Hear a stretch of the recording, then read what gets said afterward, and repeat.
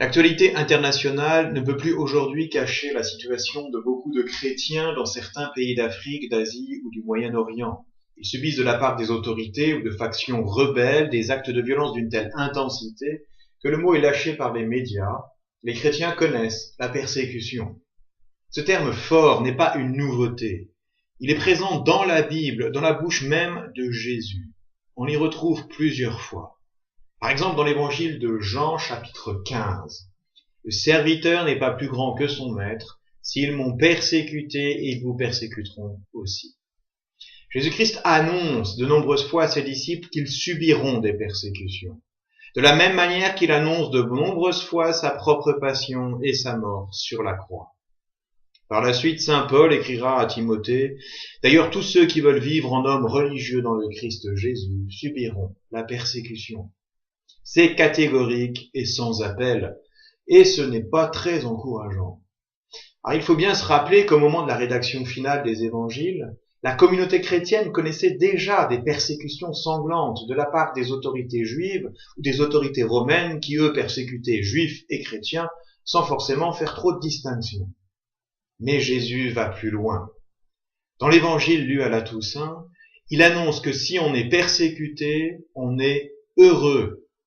Affirmation dure à entendre. Écoutons-la dans son contexte. En ce temps-là, voyant les foules, Jésus gravit la montagne. Il s'assit et ses disciples s'approchèrent de lui. Alors ouvrant la bouche, il les enseignait, il disait « Heureux les pauvres de cœur, car le royaume des cieux est à eux. Heureux ceux qui pleurent, car ils seront consolés. Heureux les doux, car ils recevront la terre en héritage. Heureux ceux qui ont faim et soif de la justice, car ils seront rassasiés. Heureux les miséricordieux, car ils obtiendront miséricorde. Heureux les cœurs purs, car ils verront Dieu. Heureux les artisans de paix, car ils seront appelés fils de Dieu. Heureux ceux qui sont persécutés pour la justice, car le royaume des cieux est à eux. Heureux êtes-vous si l'on vous insulte, si l'on vous persécute et si l'on dit faussement toutes sortes de mal contre vous à cause de moi. Réjouissez-vous, soyez dans l'allégresse, car votre récompense est grande dans les cieux. Dans ce discours de Jésus, les béatitudes, les deux dernières portent sur la persécution, pour la justice et à cause de moi. Ces différentes béatitudes semblent différentes des autres par leur objet. En effet, les autres décrivent des qualités de caractère qui devraient être celles du disciple du Christ. Par exemple, ceux qui pleurent, c'est qu'ils sont capables de s'émouvoir face à la détresse. Or, les deux dernières décrivent plutôt ce qui peut arriver à ceux qui œuvrent pour la justice ou au nom du Christ. Comment comprendre qu'on puisse être heureux d'être persécuté? Il s'agit de bien écouter la béatitude en entier. Déjà, on parle de persécution pour la justice ou à cause de Jésus. On ne parle pas de persécution parce que ma conduite envers autrui est inconvenante, mais bien parce que je cherche à vivre selon l'appel du Christ, selon sa justice. Donc ce qui rend heureux, ce n'est pas la persécution. Il n'y a pas chez le Christ de complaisance dans la souffrance. Ce qui rend heureux, c'est la raison de cette persécution, la recherche de la justice, l'annonce de Jésus-Christ. Ce qui ne va pas l'un sans l'autre. C'est peut-être la béatitude qui remet le plus en question. Vivre comme Jésus le demande entraîne la persécution. Pour certains, elle prend des formes dramatiques et violentes, comme ce que vivent nos frères en pays islamistes. Mais sous nos latitudes, elle peut prendre des formes plus subtiles ou plus diverses, moquerie, insulte, indifférence, marginalisation, humiliation, G2. Mais pourquoi vivre comme Jésus entraînerait la persécution? Après tout, le message chrétien est un message d'amour, de paix, de bonheur. Pourquoi ne serait-il pas accepté? Et le message de l'Église n'est pas différent de celui du Christ.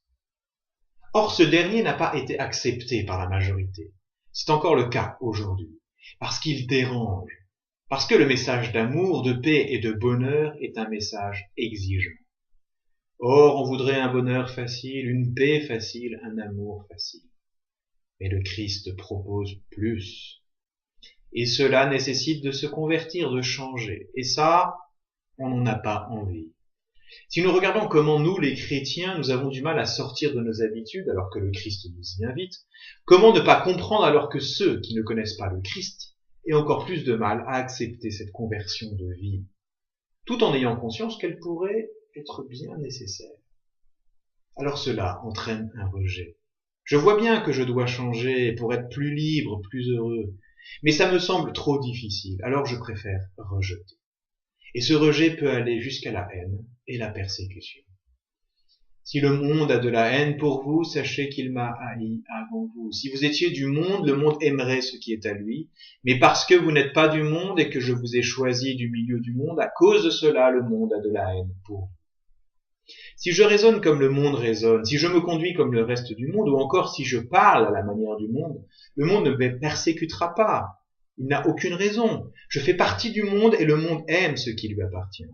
Mais si je suis différent, si je vis vraiment comme le Christ me le demande, je montre au monde que je ne partage pas son système de valeurs et ses priorités.